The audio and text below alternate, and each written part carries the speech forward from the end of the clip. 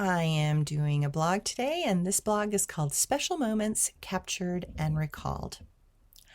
I believe that there are souls that come to give us specific gifts that we do not know we need. I believe that also we come with specific gifts that we do not know we need to give. The universe has a plan, and sometimes we are not let in on that plan. In strange moments, something can take us over that will seem to not come from our known self. Sometimes those moments are when an angel takes over our actions and words, and if we are aware of those moments, it feels as if those words are suddenly cascading out of our mouths in ways that are surprising and unusual. In such precious engagements with others, we marvel at what so effortlessly moves through us, and afterwards we cannot remember those amazing sequences, thoughts, and connections. It is as if we are simply a vehicle for something divine to be gifted in that moment. In astrology, some say that we are our ascendant as we are young, then we mature into our sun sign, and then as we age, we can move into our moon sign. This type of sequence shows us the evolution that our soul was destined to move through, learn from, and eventually become. As a child, I dreamed not of the things that most girls dream of.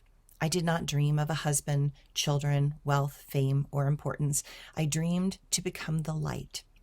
I dreamed to help humanity find the paths of hope and inspire greater love, more compassion and kindness, and to discover the will and inner power to overcome adversity.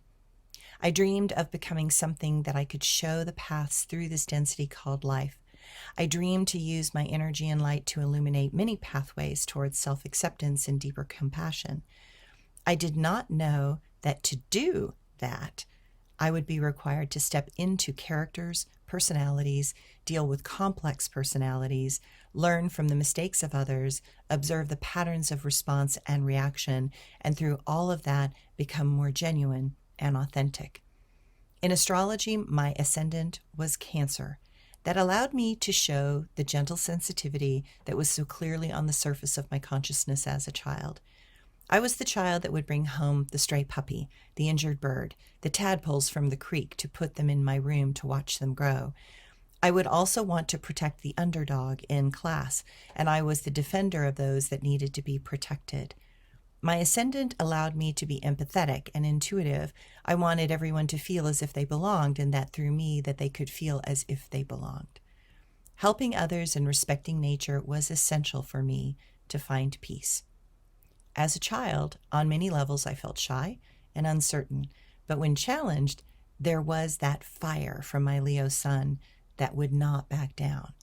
When she took over, she would draw a clear line in the sand that would shock others because to her, right was right and wrong would not be tolerated. As I grew into adulthood, there was nothing more perfect for a Leo female than to be in the theater, on a stage, and in the limelight. I loved the glow of being the proud, strong, protective lion, and I had confidence that was tempered by my compassionate Cancer ascendant, but the Gemini moon seemed so confusing to me in my 20s. It said that I was a communicator, but I did not have a college degree. It said that I should be excellent at verbal communication skills, but I felt at ease expressing emotions through my body, but not my mouth. I remember having to give a lecture to the Ballet Guild about myself, and I started it out saying that I was very nervous speaking in the public setting. I would prefer to show you who I was through dancing rather than speaking. Once I said that, my nerves would calm down, and then I would actually enjoy talking in front of groups. I could see that my Gemini moon was versatile and adaptable. I knew that I was infinitely more curious than most. I loved learning. I loved to talk to those smarter and those whose minds seemed so unusual and dynamically interesting. I was fascinated by complicated individuals that were not like others. I remember the wonderful astrologer that told me on my third solar return that she did that I had her do me that I had her do for me. She said, "I have been waiting 2 years to tell you something. You think you are a ballet dancer, but you are much, much more than that. You are here to be a visionary for mankind. You are here to be a writer, teacher, public speaker, and you are here to be the network for others to find their pathways through the complicated world of their own psyche. I've been wanting to tell you this because your soul was not mature enough nor ready to hear the truth. You have been involved and entrenched in this childhood dream and fairy tale called ballet. But now you are ready to hear the truth. And that is important because there is another path that is more important than this one. You will have to let it go to become who you came to be.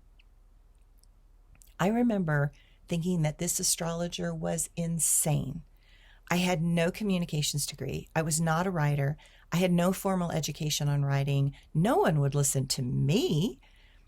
But she was right in her timing, and in that her timing did set something in motion.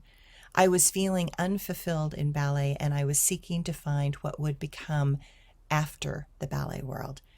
I did not know a direction, but she pointed me towards a very new door, one that would prove to be the path, one that would show me that one does not need to have a degree in English or creative writing, one that would show me that I did not need to have a degree in psychology to have a deep understanding of the human psyche. This life, I was to discover that I did not need to be anything more than my authentic self. That true self was seeking a way to come more into the forefront of my mind and ego. She was patiently unwinding those patterns and beliefs that were blocking the softening and more compassionate nature that lived and thrived somewhere deep within. And that part was very patient. There were many patterns that would require lengthy unraveling. I had to be willing to explore my own psyche in order to understand the precious gift that this life is for each of us. I was to discover that every supposed mistake was perfect, that every self-deception protected me for a period of time so I could keep going, and that underneath it all was someone powerful, wise, kind, and deeply concerned for the welfare of others and all of life. This path was a path forged in the fires of desire, pounded by the determination of my soul, and shaped by the dreams and possibilities that would not let me off the hook. And I am so very grateful for it all. Thanks, everyone.